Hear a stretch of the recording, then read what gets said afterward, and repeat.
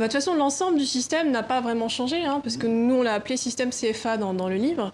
Ce système a très peu évolué. Il a toujours la même finalité, c'est-à-dire de permettre à la France d'avoir des sources d'approvisionnement fiables en matières premières à bon marché et qu'elle peut payer avec sa monnaie, ce qui est très important. Donc, ce qui a changé, c'est on a africanisé un peu les banques centrales qui étaient au départ à Paris. On les a déplacées à Yaoundé pour l'une, puisqu'il y a 2 banques centrales, l'autre à Dakar. Le personnel a été africanisé, mais les principes restent exactement les mêmes qu'en 1945.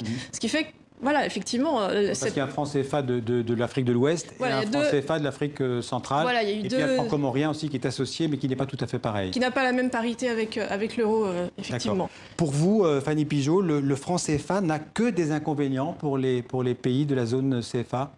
Alors, quand on fait le bilan, on se rend compte qu'effectivement, il y a beaucoup d'inconvénients.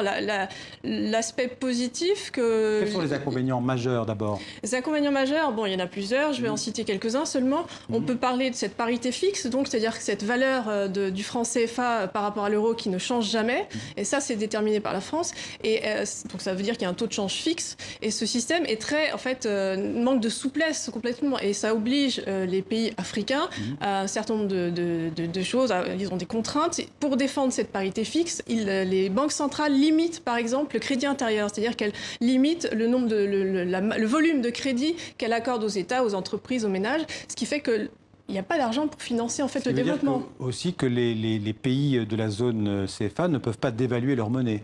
Ah non, ça, ce n'est pas eux qui décident. Voilà, les grandes décisions comme celle-ci se décident à Paris toujours.